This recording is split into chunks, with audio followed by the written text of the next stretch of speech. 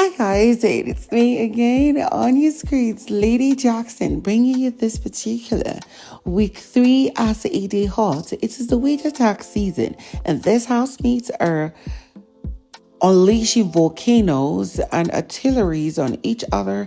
And I'm like, okay, girl, okay, boy, do everything you can so I could laugh and see how untrained y'all are. So the housemates, especially Pere'S and Venita, had a bitter exchange, which escalated to other housemates shouting, raising their voices. I'm going to get right into all the details on how it started, how it went, how it ended, and all the things that Venita started exposing about Pere'S, and it will blow your mind. So of course, make sure to watch this video till the end.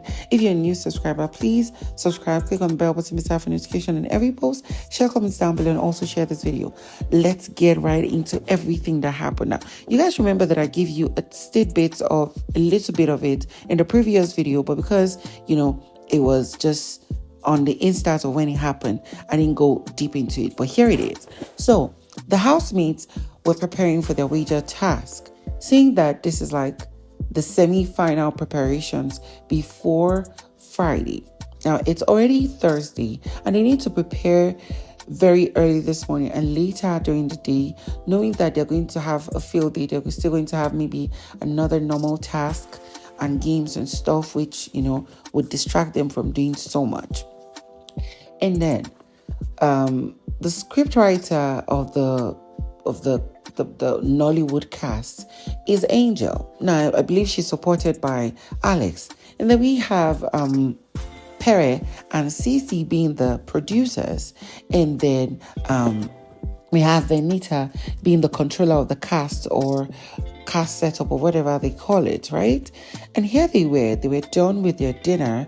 They had all gathered in the lounge, and at this point we had where what's his name? Iki was like, he's tired. They're all tired. They should leave this rehearsal for later today, which he said was tomorrow, which is of course today. Saying that they could rehearse and do it better. And Angel was like telling other housemates to ignore him. They should not even pay him any mind. That's too late to rehearse, and that's blah blah blah, basically, right? And here he was. He had walked out and went to the dressing room. I think he went to take a shower or a bath or something, but he was at the dressing room. The housemates continued, knowing that, they needed to get used to the script, the acting, and everything. Everybody needed to get on with what they're supposed to do.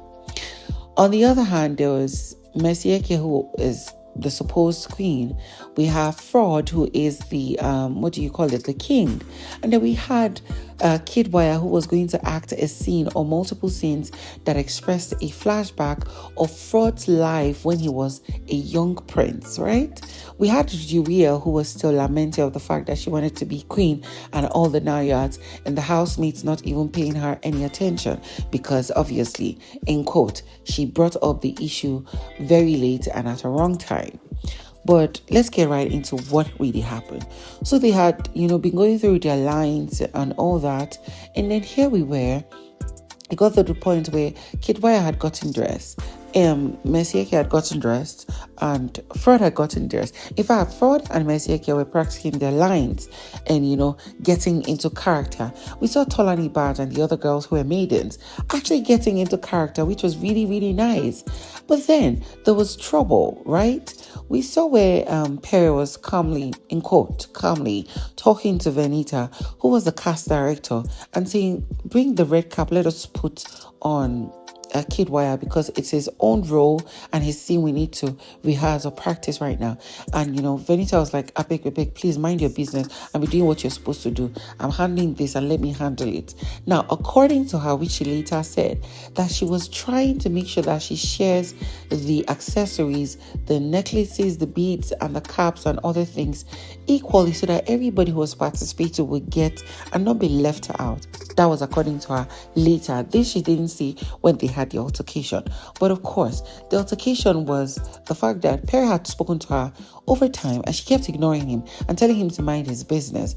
And then he got really pissed. At this point, he was standing, I think, with Frodd or Sheyi, and he was like, where is Venita? Venita, bring that red cap and put it on Kid Wire now. I'm done talking with you. I'm done going back and forth and all this nonsense. Bring that cap and put it on this boy now. I'm done. That was just basically it. At this moment, everywhere was tense because we didn't expect it to happen. People were just randomly talking.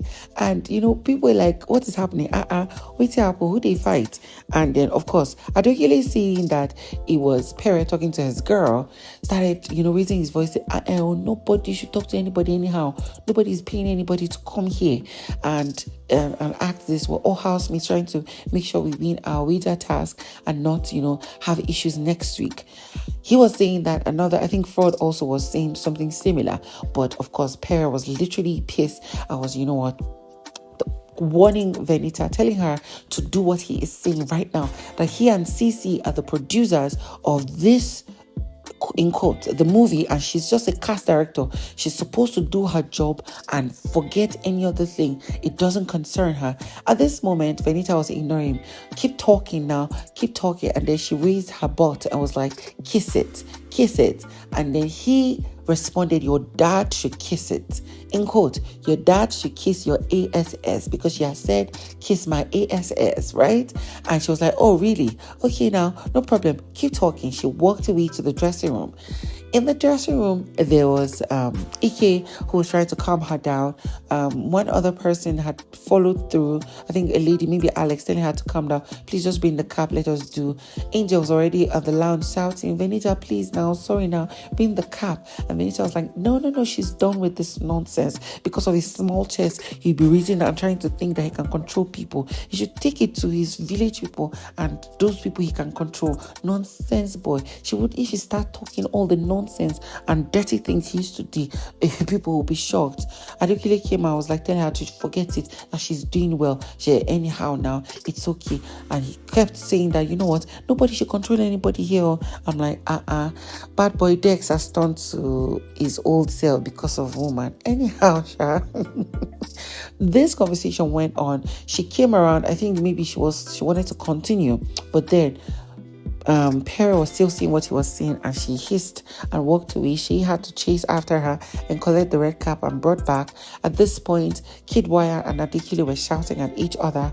Adekunle removed the red cap on his own head and put on Kid Wire's head. I was like, he was done. He walked away. Venita had climbed upstairs to go meet Ike, and that was where she spilled it all. And when I say she spilled it all, she started saying that what's his name? Pere'S real age is even 52. Look at how suffering has burnt his face. His skin is not even in accordance with each other, black and brown. That he should get out. That's how women will use him and dump him. She knows how his movie that he recently just produced, that he will release next year, he was begging for money up and down. She had to find ways to find people who would, act for him pro bono or act for him on credit and a whole lot of things. He'll be begging for money. Look at how even little girls are rejecting him.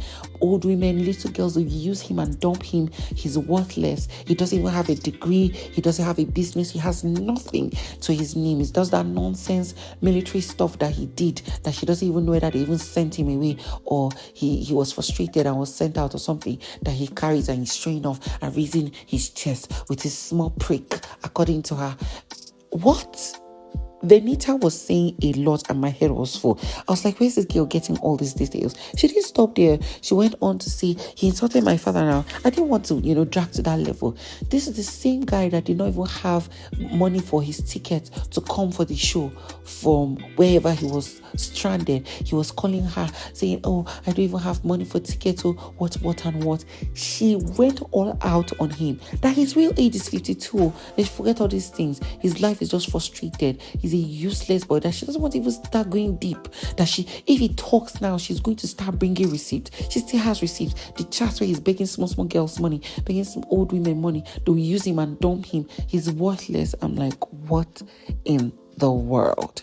Venita literally, what they talk say, breeze go blow. chicken fowl nyash go open. That was what she did. She went all out on him. I'm like, this is the reason why, as much as possible, even if you quarrel with someone who knows deep things about your life, not on national television, and you should be even careful about people you tell deep things about your life, because when you guys have issues, you know that this person will not cross that line.